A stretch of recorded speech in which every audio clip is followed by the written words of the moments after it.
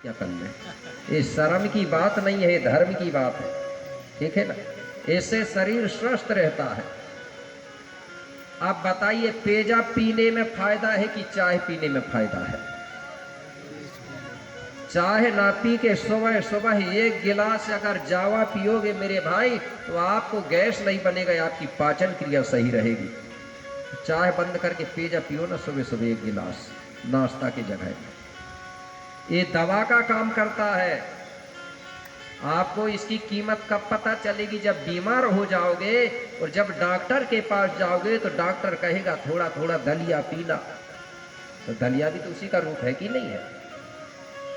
और पहले ही से पीते तो डॉक्टर काय को कहता बीमार ही नहीं होते। दलिया पी रहे, कब बीमार हो गए तब तो ठीक होंगे कि नहीं होते। तो मेरे भाई कोतिमा दाई ने चाय आह नहीं पिलाई, ये चाय तो अंग्रेजों की देन है, ठीक है ना। अब पी रहे हैं तो ठीक है भाई, एक आध टाइम पी रहे सुबह या शाम। अब कई लोग तो ऐसे पी रहे हैं मेरे भाई, ठीक है।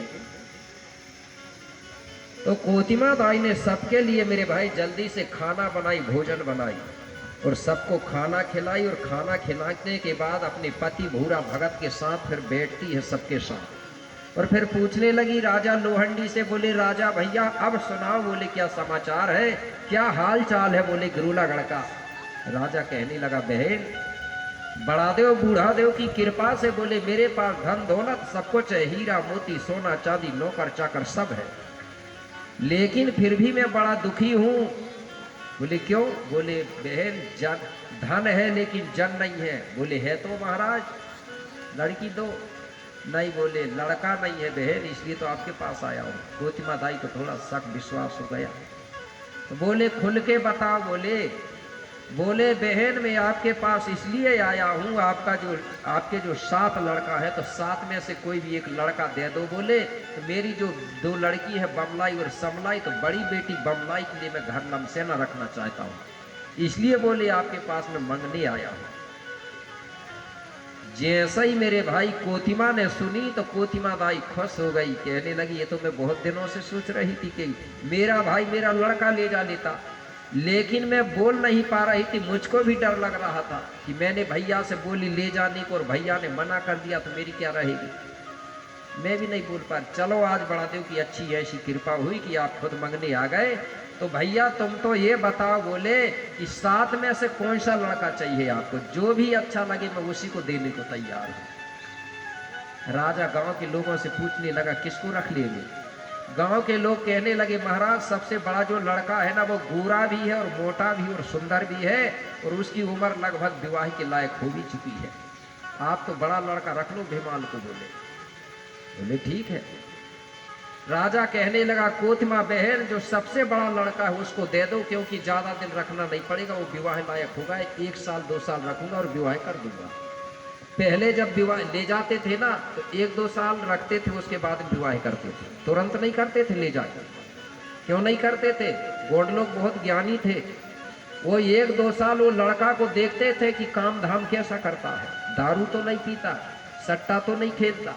अगर कहीं गड़बड़ निकल जाता था तो उसको भगा देते थे, ये हमारे लायक नहीं है, फिर दूसरा देख लेते थे। और तुम ले जाके उसी साल कर दोगे ना तो फिर तो तुम फंस गए समझ जाओ, फिर चाहे वो कचू खाए भगा नहीं सको, ठीक है ना।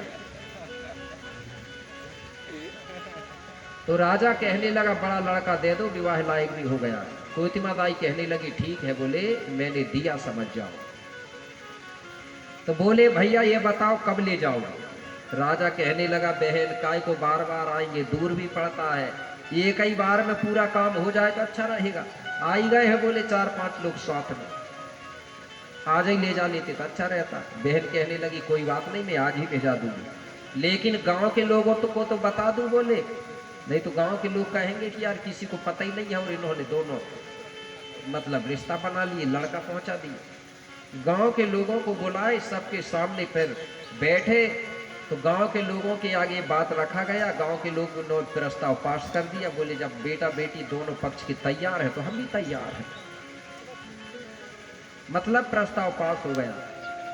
फिर गांव के लोग कहने लगे, बोले लड़का को तो बुलाओ। बोले अब लड़का जाने के लिए तैयार हो रहा है कि नहीं हुआ, तुम दोनों पक्ष के तो तैयार हो गए, नहीं तो पता चला कि लड़का ने मना कर दिया तो फिर पूरा काम गड़बड़ हो जाएगा। तुरंत भीमाल को बुलाया गया। भीमाल से भूरा भगत कोतिमा दाई कहने लगे, बेटा भीमाल, ये तुम्हारे मामा जी आए हैं तुम्हें ले जाने के लिए। तुम बोले अपने मामा जी के साथ गुरुनगर चले जाओ। बोले क्यों? बोले बेटा उनकी जो दो बहन है ना, तुमको मालूम है, बमलाई और समलाई, तो तुम्हारे मामा जी बड़ी बेटी जो बमलाई है उसके लिए तुम्हें घर दामाद रखना चाहते हैं, तो तुम वहां चले जाओ। मेरे भाई भीमाल पेन ने जब ये बात सुना तो भीमाल पेन को तुरंत वो बात याद आ गई। कौन सी? गुरुजी के आगे उसने संकल्प किया था कि मैं आजीवन कुंवारा रहूंगा। अरे बोले अब तो समस्या बनी। क्यों? कि मैंने गुरुजी के आगे संकल्प कर लिया हूं कि आजीवन कुंवारा रहूंगा, और इधर मेरे माता पिता विवाह के लिए पहुंचा रहे हैं। अब करूं तो क्या करूं, जबकि माता पिता की आज्ञा का पालन भी करना बहुत जरूरी है और गुरुजी की आज्ञा का पालन भी करना जरूरी है। अब बोले किसकी पालन करूं मैं? गुरुजी का पालन करूं का माँ बाप का पालन करूं? फंसा कि नहीं फंसा?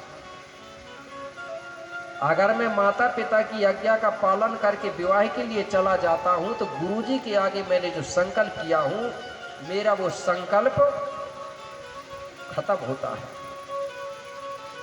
विचार मंथन करने लगा और फिर विचार किया और सोचा कि चलो अभी माता पिता की आज्ञा का पालन करके चली जाना चाहिए, फिर वहां जाके फिर देखूंगा, फिर गुरु की भी आज्ञा का पालन करूंगा, लेकिन अभी माता पिता की कर लूं। भीमाल पेन तैयार हो गया। बोले ठीक है, मैं जाने को तैयार हूं। अब जब भीमाल पेन को भेजाने लगे मेरे भाई, तो पूरे गांव के मिलके उसकी विदा करते हैं। क्या कर रहे हैं? विदा। कौन? सात देव वाले। तो जितने सात देव वाले हैं तो उठा लो हाथ भाई, विदा करने वालों, क्योंकि सात वालों का वो लड़का